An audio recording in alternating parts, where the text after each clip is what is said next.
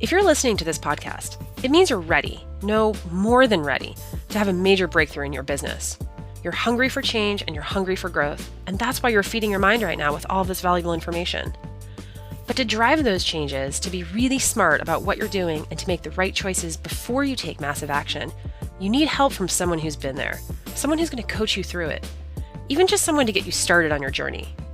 That's why Tony Robbins is offering a free one-to-one business strategy session from one of his top business coaches, a $600 value, completely free, no strings attached. That's right, if you're listening right now, you can go to tonyrobbins.com/CEO and sign up for a free session with a member of Tony's team who's helped business owners like yourself overcome their obstacles and set them on the path to success.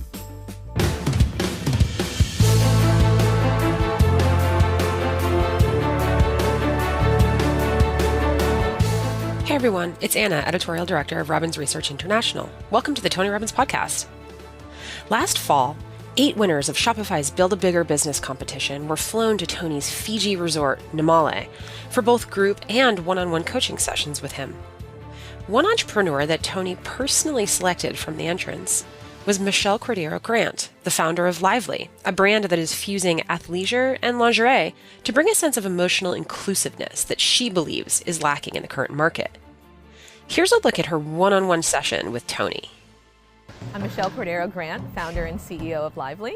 What we sell are bras and undies and swimwear today, but adjacency products will be coming tomorrow. I'm a big believer in rip open the plan that you're going to do, but I always have that backup plan. We started with an amazing conversation, talking through the business, talking through the strategy, me as a leader and so forth. I have zero question about your ability to succeed, because if you take away all the skills and you have that much drive and hunger, you'll figure it out. It was nice that he kind of took a moment to acknowledge that you're going to do this no matter what, but it's really how you do this that's going to be game-changing in your personal life. My only piece for you is taking care of you so that this journey, you don't look back and have regrets. Right. And the place that you have regret will probably not be the business, it will be in your personal life. His approach is personal and it's tailored, which I think is amazing. I think that's why he's so effective, because he customizes to whoever he's interacting with. I have no question she can succeed in business. My concern was I could feel that below that there's this lack of fulfillment and enjoyment, even though she's busting her tail. And my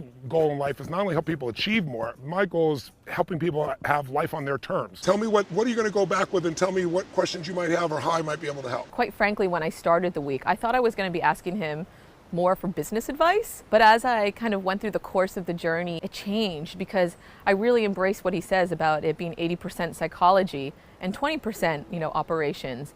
And so I started to lean into that. Imagine there's a set of archetypes. Okay. A warrior archetype, which clearly you have within you.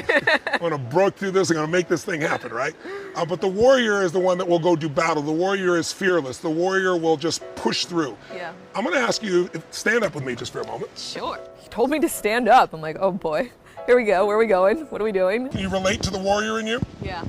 Of course. If you had to instinctively say, where is the warrior in me, touch that part of your body, wherever that. Oh, right here. Okay, good. The warrior says, Michelle, all you need to do now, all you need to remember, all you need to do to go to the next level is, and give you the first response. So say, the warrior says, Michelle.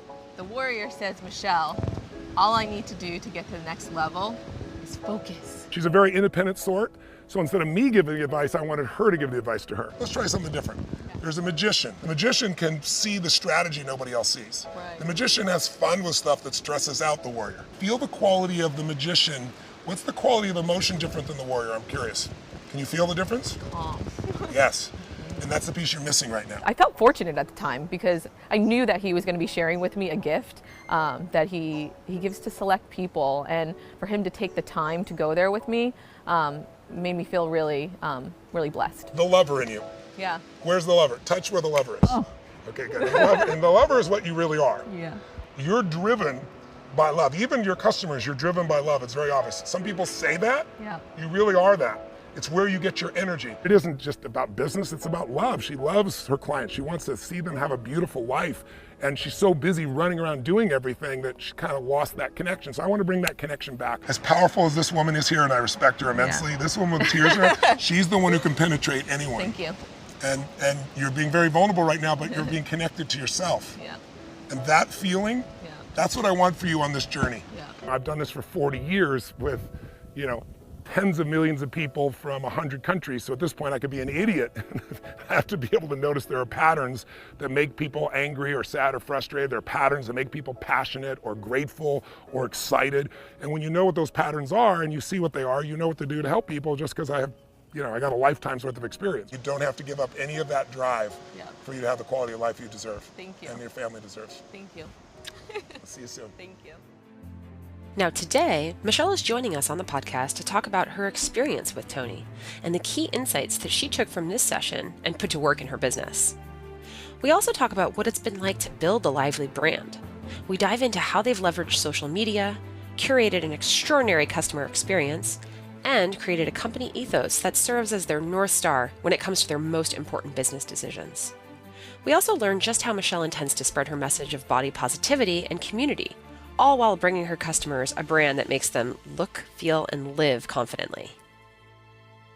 So, Michelle, welcome to the podcast. We're so excited to have you here. And, I'm not going to lie, the reason I really wanted you to share your story with our audience is because you were part of this Shopify contest that Tony did in partnership with Shopify, where the winners got to go to Fiji and have some one-on-one time with him and a few other sort of strategic business counselors. And I'd love to know sort of how that came to be. How did you enter and what was your experience like throughout the contest? Sure. Yeah. It just kind of felt meant to be for me. I started my company in April of 2016, built my direct-to-consumer business on Shopify with the lowest plan for $199 a month. And we were so fortunate that we were focused on community. We grew organically really quickly. And about a year later, in March 2017 or 2016, excuse me, I had just had my son. So after launching Lively, 2 months later, I found out I was pregnant with my second child. And 6 days after having him, things just felt really loose in our business. We were moving warehouses, our customer service was going through the roof. And I just felt the need to ask for help. Yeah. And out of nowhere, I get this email in my inbox from Shopify that was like, hey, we have a competition about building a bigger business. And wouldn't it be amazing to be mentored by Tony Robbins and, this incredible panel of other entrepreneurs and mentors and so forth. And I'm like, well, this is, like I said, meant to be. Yep. And I applied at that moment and kind of went back to focusing on the business and the team and had this, thing in the back of my mind, just what if, never did I really think we would win. We were 15 months old and got a call in August. Wow. So you were 15 months old. What was your journey like sort of from, fruition to the point where you started, working in the Shopify contest? Yeah. So I left my quote unquote job. Why do you say that? Because everyone has their full-time, stable, structured job. Sure. Where for the most part, people don't love and live their passion the way that I had been. Mm-hmm. And, I got to the place in my life where I no longer loved going to work as much as I used to. So I always say to people, I have always been that girl that skipped to work or just was annoyingly smiling on the subway at 8:30 in the morning. Yeah, me too. And so I always felt extremely grateful for that. But after I was at Victoria's Secret for some time, that smile started to dwindle, and I said, something needs to change. And so I moved over to a startup. I worked there for 3 years, and finally I said, all right, it's time. I need to do, what I was set out to do. I always felt like there was this journey I was supposed to be on. So I said, YOLO, the time is now. Mm-hmm. Yep. So I started in August of 2015. I found investors and a supply chain that could help me. And I came to an office with 3 blank walls and glass and said, all right, it's official. I'm starting this company. And it was me. And I went, okay. You, yourself, and you. Yeah. Exactly. So I'm like, step 1, how to start a company. 1, Did you Google it? Exactly. Yeah. It's funny. I used a lot of tactics that Tony actually teaches. One being, understand your blind spots. And, Yeah. at the time I called it my vulnerabilities. Like, where was I most fearful? And I made a list of areas that I was most fearful and said, okay, customer service, digital marketing, fulfillment, and started attacking that list and saying, all right, now who knows these areas best? Who are the experts? And hustled my way on LinkedIn and my network and so forth, and just said, what's your favorite cup of coffee? Where do you like to work out? How can I have 15 minutes of your time to convince you that you need to Such be a my good best? stalker. I'm so impressed. Yeah, well, some Um, people call it stalking, other people just call it hustle, yeah, and I do think that is a characteristic of really successful entrepreneurs. Like they have that. yeah, it's just that drive, right? And at the Hmm. time, I didn't realize how crazy it probably came across to those people. But Well, you were blinded by passion, right? exact, Yeah. exact. And once I had that foundation of support, I was able to sit down and say, all right, let's build this brand. And so the second thing I did was this brand needs to physically exist. And so I have a wall in my office, and it's the visual articulation of what I wanted my brand to be. Because the way that I approached it was that if I was going to build a team around this brand, quote unquote X, people needed to understand it, and I couldn't just verbally share it. I needed to visually share it. Mm. And so I would kind of start to recruit people by bringing them to this office that I kind of decked out and made seem like this big company, so that they could come in and perform as if it was a big company. And that's kind of how we set out. We built a vision board. We started building a mini team. There was three of us. We set rules and goals and values, and started to build the Lively ethos. Yeah. So, you mentioned that you knew your blind spots, and so you went out and you hustled and you found people to help you there. And then there were areas that you felt really confident in. Is that because those were the areas that your career had essentially trained you for? Like, was that because you had experience in them? Exactly. Yeah. Mm. I had been super fortunate that I grew up in retail. I worked for Federated, creating private brands for Macy's and Bloomingdale's, Hmm. VF Corporation with national brands like Nautica and Kipling, and then really found my passion at Victoria's Secret, where I was focused on direct to consumer conversations on a category that I just love. Yep. So is that why you decided to stick with that category? Because you felt really confident in your sort of domain knowledge and then also still passionate really about the product and what you're providing people? Yeah, it was a combination of both. It was a category that I just truly loved Hmm. because it's kind of this thing that women get to share, but they've never really celebrated. So I just saw such a unique opportunity. And how do we shift a category from something that's like dated, awkward, and overlooked to Hmm. something that's celebrated and just really enjoyed? Yeah.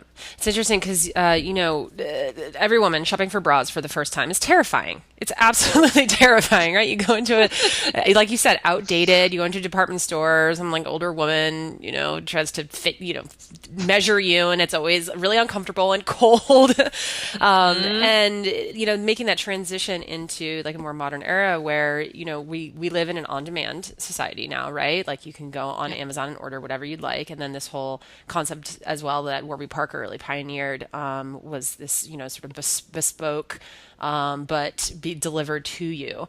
And so you've moved really seamlessly into that category. But what's really fascinating is it's not just about the product. Like you said, you guys have an ethos.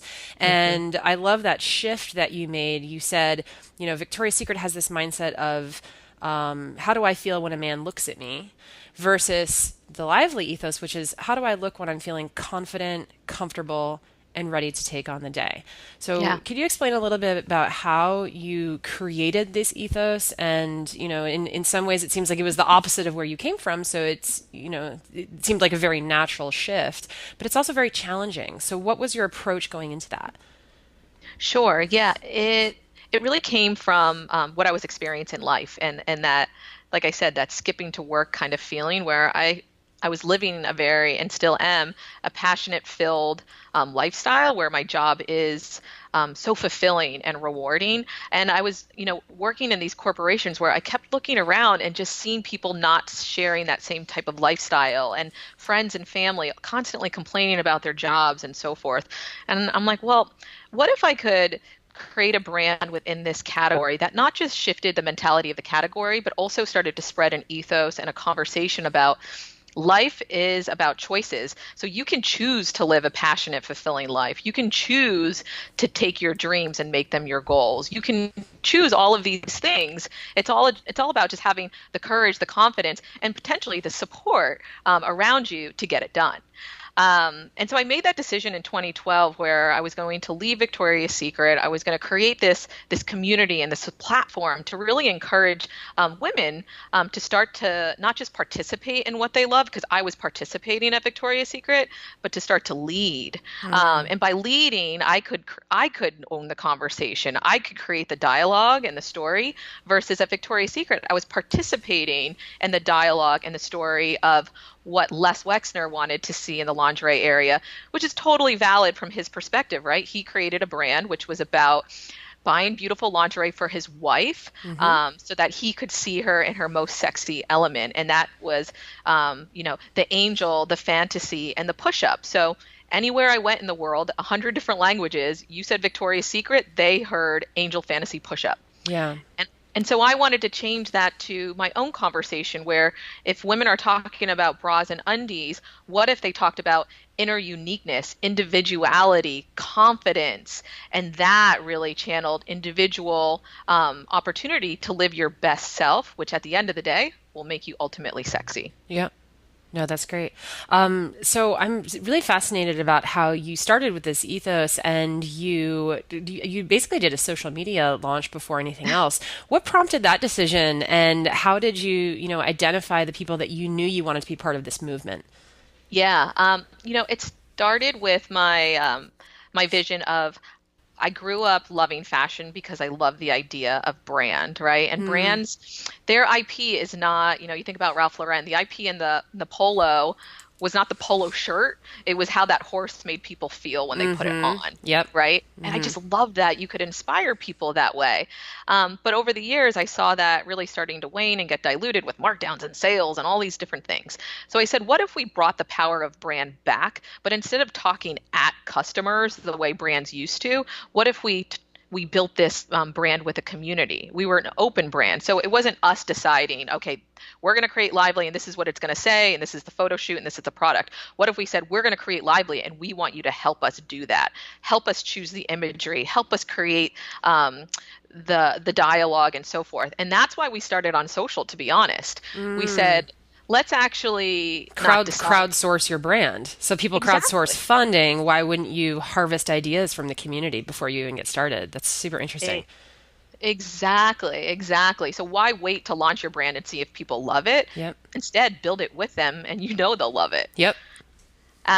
So in the spring of 2016, a couple months before we launched, we started doing just that. We started holding focus groups and sharing with people like, hey, here's our product. What do you think? Like, here's the imagery and some of the words we're using. Like, do you respond to this? What do you love? What don't you? Like, how do you feel about this conversation we're having? And thankfully, it was really well received, but they helped us really focus it and make it more and more authentic as we went through that process. And then we went to Instagram and we started posting images and those taglines that we worked with our focus groups and community on creating. And instantly people started direct messaging us. I remember the first girl was a girl named Taylor Tippett. She was a flight attendant from Chicago, and she saw our first post and she's like, how can I help? Like, this is amazing. Yeah. And we're like, what do you mean? And she's like, I want to be a part of this brand. I'm like, all right, perfect. And so we started to create rules. We said, we will only share imagery and taglines that represent our ethos. We will not tell anybody the price of our product. We will not push the features of our product. We will only stand for the movement first and foremost. And we started to build, we had about 100 ambassadors that we built a network of, focusing honestly, purposefully in the middle of the country, because we didn't want to just focus on New York and California. We wanted to make sure this brand was accessible to most geographically. And that's rare, by the way. That's very rare. Yeah. Yeah. And so we were looking at women's profiles, not for the number of followers they had, but for what their feed had in terms of content. Were they living a fulfilling life? Did they demonstrate that they were truly passionate about something, whether it was food or art or professionalism, whatever it was? Are they passionate people? And that's how we curated the crew. Yeah. And it's interesting because a lot of people think of Instagram as being a superficial medium. But what I've noticed is that over the past few years in particular, it actually fits in very well to one of Tony's famous quotes, which is meaning equals emotion and emotion equals life. So there are some really fascinating artistic things going on Instagram that does seem to carry more meaning. And then that meaning carries over into an emotion. And when you're talking about building a brand, what is a brand? To your point about, Ralph Lauren, it's the emotion that you feel about it. And that's ethereal, and that's something that's long lasting as well. So I love that you took that approach. Now, is this the kind of approach, though, that you would recommend to other people? Absolutely. Because from a business standpoint, and we've held these rules to this day, right? So we still do not acquire customers based on price first, even though our product has an incredible value. We still, at the top of our marketing funnel, focus on ethos. And because of that, our customer is just beyond amazing. Her lifetime value, her repeat rate, her word of mouth, all of it is just beautiful, including the diversity of it. So you look at our household income, it's a rainbow. It doesn't matter if you make 50,000 or 500,000. It doesn't matter if you live in Minnesota or on the Upper East Side. It doesn't matter if you're 18 years old or 55 years old. We market to a mindset, and it gives our business so much strength. Well, and that gives you scope and scale also, right? I mean, then you're not limiting yourself to certain demographics or geographical profiles.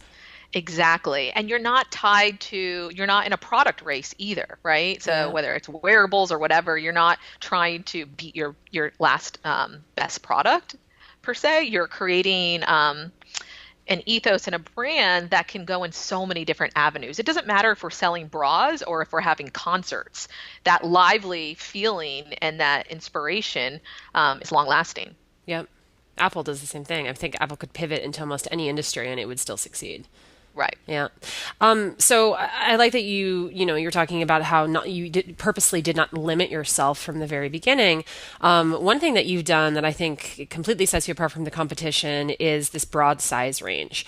So you've got 50 different styles, 26 sizes. You're also sort of blending the lines between lingerie, active, swimwear. And I mean, I'm a customer and I get your emails and I'm like continuously amazed at how the offerings continue to broaden, but the quality seems to remain the same. Does that have to do with your supply chain, or do you have the ability to broaden your range so quickly because of the way that you've set up your operations?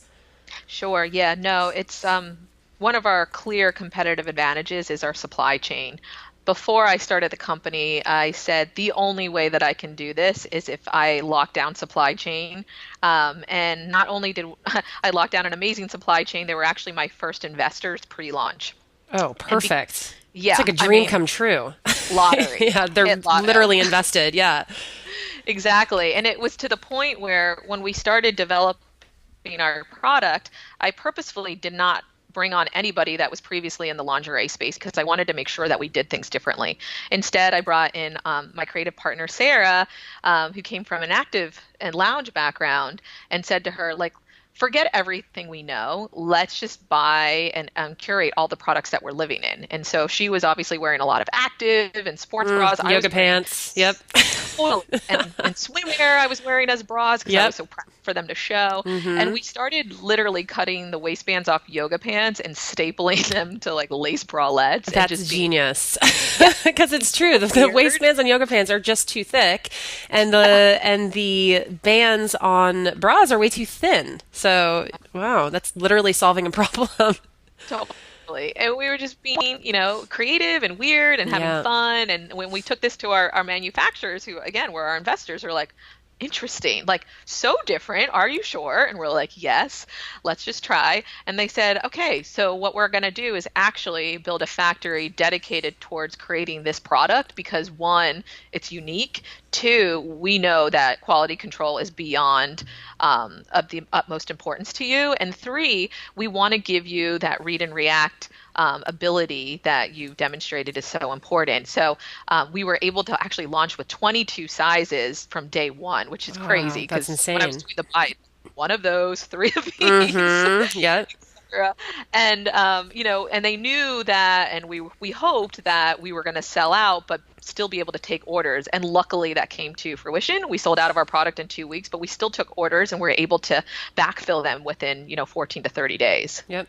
Is that also how you keep consistent and very low, to be honest, like pricing? It's like very reasonable. Is that how you do that as well, or was that a sort of strategic decision from the get-go to make everything even across the board? And I think also you have to explain to people who aren't Lively customers how you guys do pricing, because entrepreneurs, that's one of the first questions they ask is like, I don't know how to do pricing. How do I do this? Yeah. So we set out our goal, which was about simplicity. And I kind of said from the beginning, I want all of our bras to be the same price. I don't care what size, what shape, how intricate the style is. I want for the consumer not to have that as a way for them to choose between styles. Yeah. So we set that goal, and we said, okay, and then at the same time, we want to make sure that we have a margin in place in which we could afford world-class customer service, gorgeous packaging, like beyond, like that Net-a-Porter experience, and all of these things, because it's not just about how the product makes you feel, it's about the experience of discovering the brand, receiving the product, and telling about, sharing it with your friends.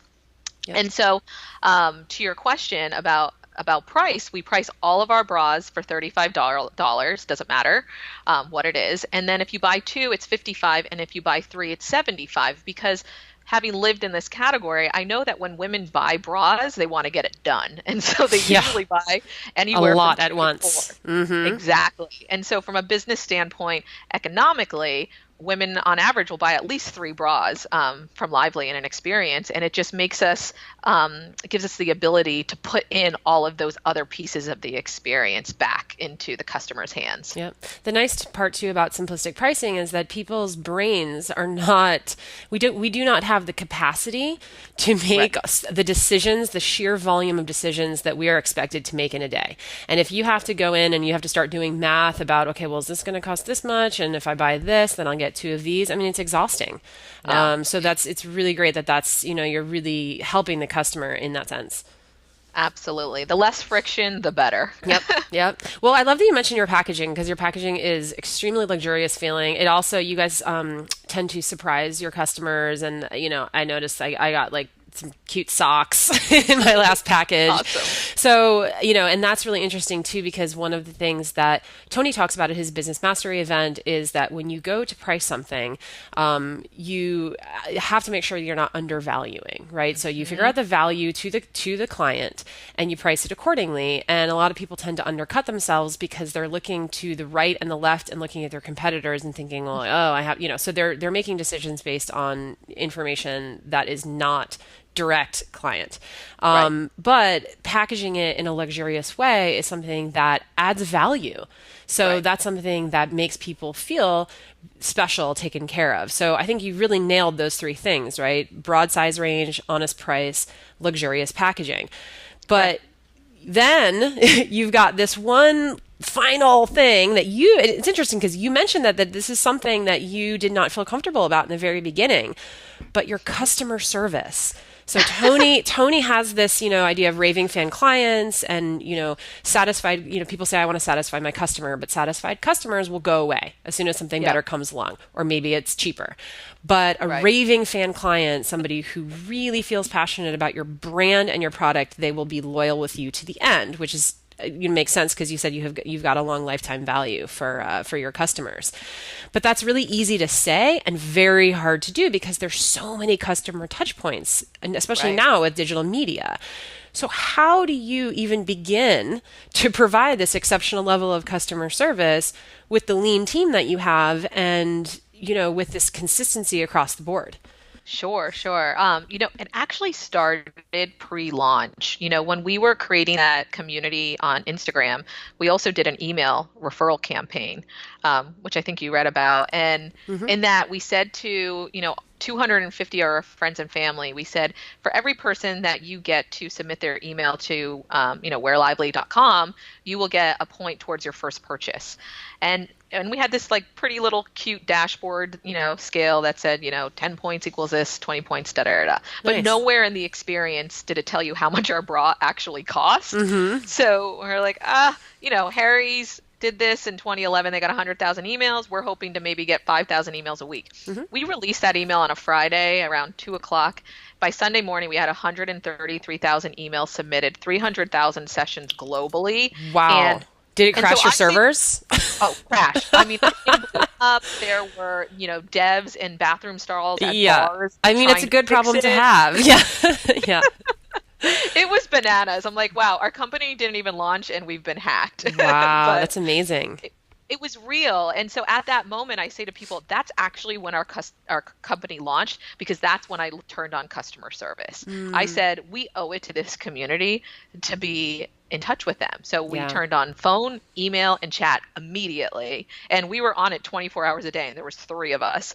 And that was when I actually learned customer service. I started to hear what people were saying, and it was actually the most valuable time period for us as a company, because we took notes to everything they said and we used it actually for marketing. We said, why do you like us? Like, what do you love about this? And those actual customer quotes became our emails and became, the dialogue that we started the company on. And to this day, we go to Instagram comments and customer service to be proactive, to share. Now, to your, actual question, which is how do we have superior customer service? We leaned in hard on it. We just always had more customer service available than we needed. And we actually look at benchmarks for companies that are not in our bucket in terms of revenue and employee count. We look at 2 buckets ahead and say we need to be on their level. That's great. I mean, that's something that's great advice for any entrepreneur. If there's something you really want to excel at, don't look to your peers. Don't look to the people in your category or in your revenue range. You look ahead. No, that's correct. Brilliant. Yeah. So it sounds like everything was going really well. When you went into this Shopify experience where you were in Fiji and talking to Tim Ferriss and Marie Forleo and Joe Gebbia and Tony, what were some of your pain points going into that? Yeah, I think that Tony kind of nailed it where he identified what my pain point was. And honestly, like going into it, I didn't know what it was. I knew our company was growing, incredibly fast. I knew our team was growing incredibly fast. And I had this like sense of uneasiness, but I couldn't quite pinpoint what it was. And I thought going into Fiji that my obstacle, or what I really needed to unpack, was how did I want to grow my company? Did I want to go down the path of that typically startups go, which is, you hit a certain threshold, now you start doing subway campaigns and billboards and so forth. I thought it was like, how do I grow the awareness of my company? But what I actually realized when I was sitting with Tim and Marie and Tony specifically was it wasn't about that. It was about my own mental thresholds, and it was actually more about how do I grow as a leader and as an entrepreneur, and how do I stop being in my business and start, being an owner of my business. Yeah, owner, not operator. And this is the classic thing, and I just wish every entrepreneur could understand this. And Tony says the biggest chokehold on your business is the psychology of its leader. It's 100%. And so I'm super interested in this because I was watching the video and he says to you, I have faith in you. Like, you're going to do this. There's no doubt in my mind. Like, and I think everybody who's listening right now, they know that clearly you're focused and you have the skill set and you have the passion and the power. So he's like, look, you're going to do this no matter what, but it's how you do it that's going to be game changing, not professionally, but personally. So what did he mean by that? Yeah, I think he could see on me, this, that I was torn, I just had my son. At the time he was about, 9 months old, and I was in Fiji and I was, and I had been traveling a lot, and he could see that I was so torn about being away from my family and my kids that I was trying to figure out, like, how am I going to grow this company and do this thing that I love so much while I also spend time with the people that matter most to me? And I realized the answer was becoming an owner and not an operator. And the answer was about, being dedicated to balance, because there's no recipe for balance. It's a discipline, in my opinion. You just have to decide that that is the type of lifestyle you're going to live, and you live it. And he started sharing with me examples of women that currently do it and so forth. And he was like, look, like, you don't want to look back and say, yeah, I built Lively and it's a huge success, but I missed all of these amazing moments in my children's life. So yeah, I mean, I think every woman who has kids who has also, is either has a business or is very passionate about their career, they just probably got goosebumps just now, because that is, you just spoke to the deepest fear, I think, of every woman, is like, yeah, missing out on your kid's childhood. And Tony always says there's no such thing as work-life balance. And when you think about balance, we tend to think about the day-to-day. We tend to think, oh, am I gonna, I need to go to parent-teacher conferences, but then I'm gonna, I feel guilt. We call it mom guilt, right? So it's, totally. Well, I'm missing this afternoon board meeting because I'm going to the dance recital, but if I miss the dance recital, so nobody's happy, right? You're always letting people down. And we get caught up in that day to day, and we're so busy, we're so used to being tough and multitasking that we also lose touch with our emotions and our passion and our love for what we're doing and our love for the people that we're around. So ultimately, that's where the balance really comes back in, is being able to cater to what he called like the lover in you. You got the warrior, but then what about the lover? So yeah, how did that impact you, and how did you feel after that moment that you had with him? Sure. It was, the man is so gifted. It's amazing, because his eyes are so warm, where, physically he's a big gentleman. Oh, right? Yeah. He's a force of nature. Yeah. He's a big guy. Yeah. He just captures you, though, in a way that is so warm and nurturing. It was such a safe space, I have to say, in that interview. Mm-hmm. And when he outlined, the idea of the warrior and so forth, and the lover, everything just kind of crystallized and became so clear. When I found out I was pregnant with Jack, I started going kind of on this journey where I felt like I had to prove to the community that I could do this. Mm-hmm. I felt like there was a lot of doubt around me. That were like, she just started this company, and she's pregnant, and she is raising capital, and she's building this team, and this and this and this. Like, it's never going to happen. Mm-hmm. And so I was on such an adrenaline rush that I was just doing. I had Jack. I was back at work 3 weeks later. I was just going, right? And I kind of, in that moment with Tony, realized, like, wait a minute, I don't have anything to prove. I'm here to build something that I love, and I'm here to enjoy, this life that I'm choosing to live. So let the warrior take a break. Yep. So how did that, because Tony also says that, it's the moments of decision that our destiny is shaped. So how did you, in that moment, you were in state, you made this decision to become a business owner, not an operator, to, find joy and fulfillment in the day-to-day, right, in what you were doing. How did you then turn that into action? Sure, yeah. So I came back to New York, and I took a hard look at my team and all of the things that we were doing. And I said, look, guys, like, we need to focus, we need to delayer, and we need to really understand where we're making impact. And so we were just doing a lot of things where we realized, and I said, look, let's do a couple things really, really well, right? An example is we have an amazing ambassador program, and those are the girls, that we launched our company with. Like I said, we had 100 girls pre-launch, and then since then, every month we would acquire hundreds and hundreds more, but it was a lot of work to get them. It was our team, like, reaching out to them and cultivating this relationship and so forth. And I said, look, what if we created a process where they come to us, where we create a place for them to reach out to us and so forth? And that's going to make your lives easier and reduce that friction. And then we can ship to them from our warehouse and still send them very unique handwritten notes and all of these things. But we can simplify the process, make it more efficient, and actually make it better for the client. And we did that across so many verticals within our business. And the team is just smiling, right? It's just, yeah. I came back with such a sense of clarity that I'm like, wait a minute, we don't need to do things the hard way. We need to look at trend lines. We need to look at impacts, and then we need to create efficiencies against those impacts. Yeah. That's incredible. Did you have similar, because our audience also needs to know that you recently attended Business Mastery in Palm Beach in early Yes. 2018. And, that's a much longer, more immersive process where you go through each area of your business. Did you have any sort of business breakthroughs there that you were then able to take back to your company in a similar way and implement?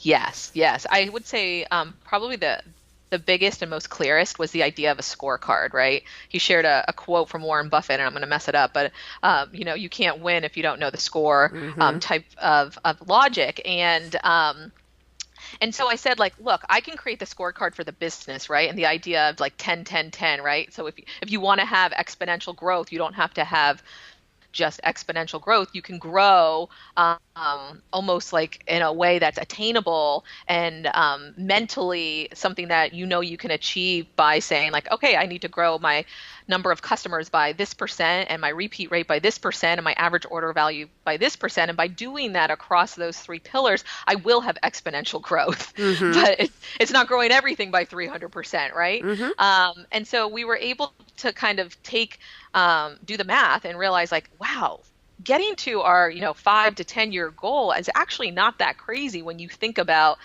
the actual math. But what I came back and did was say, like, forget about what that means for my total company. Let's do that by area of business. So now everybody in my company has their own scorecard, and they actually report out on it every Monday, and it's super clear, and they're able to say, okay, if I'm growing email revenue, here's the 3 ways that I can do that towards exponential growth, and they understand the math. That's fascinating. So they understand the long-term vision and the ultimate outcome, but then they have the tools that they need in order to get there in a very tangible and also very very doable way. Very. Yeah, great. Well, Michelle, this has been delightful. I'm sure our audience is absolutely loving just your story, your fast growth, but then, the ability to sort of take a moment and reflect on what the next stage of your business is going to be and then taking action on that, even though it was difficult. I think this is a really fascinating story. And I would say I wish you the best of luck, but you don't need luck, girl. So everyone look for big things from Lively. I have one more question. What is next for you guys? Do you have some new products coming out? What should we expect later in this year? Sure. Yeah. It's a really exciting time for us. 16 was really about, can we do this? 17 was like, let's build the machine to support it. Hmm. And 18 is, let's share with the world that we exist. And in doing so, what we've announced is our Lively Tour, which is our brand in real life across cities in the United States. And every month, Wow. we're going to be in a different city. We started our tour in Dallas, actually, and it was phenomenal. What is it? I mean, yeah, it sounds really fun, but what is it actually? So it's, my way of stair stepping into what I believe is the future of physical retail. And so I committed our team to saying, look, our customer is all over this beautiful nation. And so we need to be, whether it's us physically or our brand in some way. And so what we started doing is we would go into a city like Dallas and say, all right, we're going to have 3 days of activations and events. A custom baking class, a soul cycle class, an education, or a happy hour. And once we get a sense from the community about what they love to experience, we're going to come back and we're going to have a 2-week pop-up. So we were in Dallas in November for the experiential test and community building. And then we came back in January and we had a 2-week pop-up store that had events 8 out of the 10 days, ranging from meditations to Boss Babe business panels to DIY taco night, like whatever it is, That's disco so cool. run. Yeah. And it was just phenomenal because the girls that we met in that first community experience came back out and they ran street teams for us to let Dallas know we were there. They were holding events and podcasts. They got all of the local news stuff to support us. We were on Good Morning Texas. That's amazing. What actually happened was our digital footprint, our digital customer in Dallas grew by 200%. Our Texas consumer grew by 80%. And we actually made money in that store, which we never anticipated. Yeah.